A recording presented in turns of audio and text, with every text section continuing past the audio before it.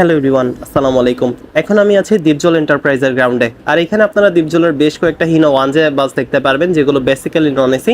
এছাড়া ওয়ানজে বাসের পাশাপাশি তাদের যেই বাসগুলো নষ্ট হয়ে গেছে, তাদের যেগুলো ইসুজু এলটি বাস ছিল, হুন্দাই বাস ছিল, সবগুলো বাস কিংবা দ্বীপজল এন্টারপ্রাইজের একটা কারেন্ট সিচুয়েশন আপনাদের সামনে তুলে ধরার চেষ্টা করব। সম্পূর্ণ ভিডিও জুড়ে আপনাদের সাথে আছি আমি, মাহুর রহমান খান। প্রথমেই যেই বাসগুলোকে নিয়ে কথা বলতে হয় সেটা হচ্ছে তাদের হুন্দাই বাসগুলো। এই বাসগুলোর প্রাইস পড়েছিল প্রায় 2 কোটি টাকার মতো, এবং দেখুন এই বাসগুলোর কিরকম বেহাল দশা। রাস্তায় চলতে পারেনি বলে দ্বীপজলের এই বাসগুলোর এরকম অবস্থা হয়েছে। এমন না যে বাসের টেকনিক্যাল ত্রুটির কারণে আসলে বাস বসে গেছে, বরং বাসকে না চালিয়ে কিংবা একদম বসে থাকার কারণেই ইসুজু এলটি বলেন, আপনি হুন্দাই বলেন, যেই বাসগুলোই বলেন সবগুলোরই এরকমই অবস্থা। দেখেন, বাংলাদেশের এসি সেগমেন্টের লাক্সারি বলতে সবাই রিয়ার ইঞ্জিনের বাসগুলোকেই বোঝে, অর্থাৎ যেই বাসগুলোর ইঞ্জিন হচ্ছে বাসের পিছনে থাকে, এবং দ্বীপজল এন্টারপ্রাইজ কিন্তু সেরকমই বাস নিয়ে এসেছিল।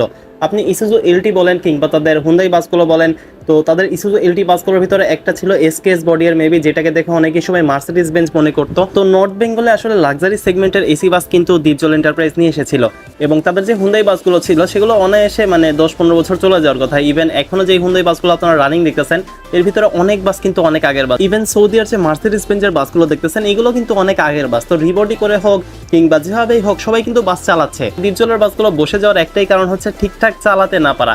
এখন ঠিকঠাক চালাতে পারে না, এই জন্য বাসগুলোকে তারা বিক্রিও করতে পারেনি। তারা নিজেরাও হয়তো শিওর ছিল না যে আমাদের বাসগুলো চলবে কি চলবে না। এভাবেই বাদশা ফয়সাল গ্রুপের দ্বীপজল এন্টারপ্রাইজ ধীরে ধীরে একটি ধ্বংসস্তূপে পরিণত হয়ে যায়, এবং তাদের বেশ কিছু ওয়ানজে নন এসি বাস এখনো রানিং আছে, তবে ম্যাক্সিমাম বাসই হচ্ছে তাদের ডাম্প হয়ে গেছে, কিংবা এই বাসগুলোকে তুলে আবার রিবডি করা লাগবে, অথবা ইঞ্জিনে হয়তো হেভি কাজ জমে গেছে, যেহেতু বছরের পর বছর বাসগুলো এভাবেই পড়ে আছে। ম্যাক্সিমাম বাসগুলোতে আপনারা দেখবেন যে বাসের চাকা টাকা নেই, যেগুলো ইউজেবল জিনিস ছিল, চাকা যেগুলো পাল্টাতে হয় সেরকম পাল্টানোর মতো কোনো কাজ এখানে করা হয়নি।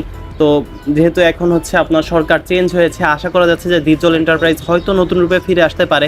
তাদের এই হুন্দাই বাসগুলোকে তারা রিপেয়ার করেও হয়তো নতুন রূপে ফিরে আনতে পারে, যেমনটা ধারণা করা যাচ্ছে। ওয়ানজে কিছু বাস যেহেতু এখনও রানিং আছে, তো আশা করা যায় যে দ্বীপজলও রানিং হতে পারে।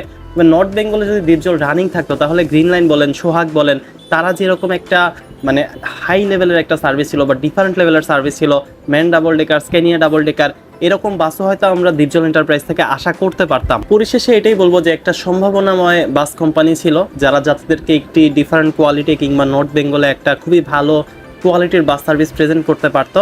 হয়তো কোনো রাজনীতির নোংরা খেলায় বাসটি বন্ধ হয়ে গেছে, তবে আশা করা যায় যে হয়তো ঘুরে দাঁড়াবে বাদশা ফয়সাল গ্রুপের এই দ্বীপজল এন্টারপ্রাইজ। দেশের পরিবহন জগৎ রিলেটেড যে কোনো তথ্য সবার আগে জানতে চ্যানেল সাবস্ক্রাইব করে পাশে থাকার অনুরোধ রইল। যারা আমাদের অফিসিয়াল টি শার্ট নিতে যাচ্ছেন, আমাদের ফেসবুক পেজে যোগাযোগ করতে পারেন। বাস সম্পর্কে ইন্টারেস্ট থাকলে জয়েন করতে পারেন ফেসবুক গ্রুপ বিডি বাস লাভারে।